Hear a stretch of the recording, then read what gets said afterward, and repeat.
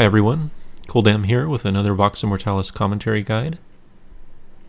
This video is for the Lord Marrowgar encounter in Icecrown Citadel, and this is the normal difficulty. I'll basically explain the positioning, the various abilities, and how to go about defeating this fight. The setup for the raid is 2 tanks, both stacked on top of each other in front of Marrowgar. Only one tank will actually take primary damage from Marrowgar.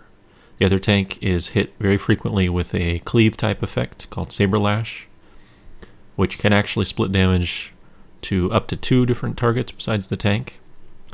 But in normal, it's best to just use 2 tanks total rather than 3. We also use 2 healers. Any healers will do. And of course 6 DPS.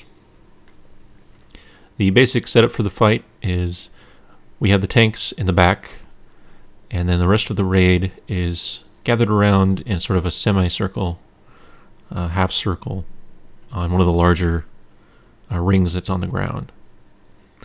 And as you can see, the reason for this is these blue flames that are flying out. These are called cold flame, and they pick a random target, and they go in a straight line toward that target. And they can be avoided as soon as they start going outward. You can just sidestep them and avoid all the damage. And they tick for pretty significant frost damage every few seconds if you're standing in them.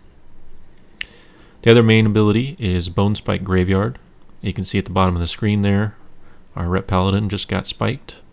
And basically that picks one random target, never one of the tanks, and stuns them on a spike, and they take significant physical damage at the start of that, and then they take 10% health in damage every 1 second for as long as they remain spiked.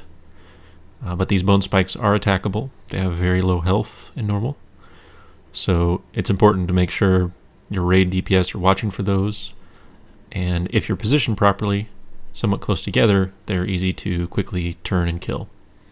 You can choose to have just range kill them, although we find it's just better to have everyone swap. And I suggest doing that, having everyone kill them while you're learning this fight. The last main ability is the one he's using here, which is called Bone Storm. And he uses this, it lasts about 20 seconds or so, and while he's spinning, anyone that's near him will take damage, physical damage. And the actual damage scales based on how close you are to the center of his model while he's spinning.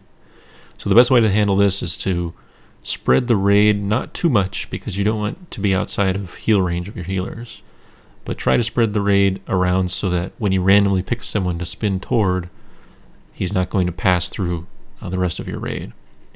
So have your tanks stay at one end of the room, kind of your healers in the middle, and then the DPS on the outer edges.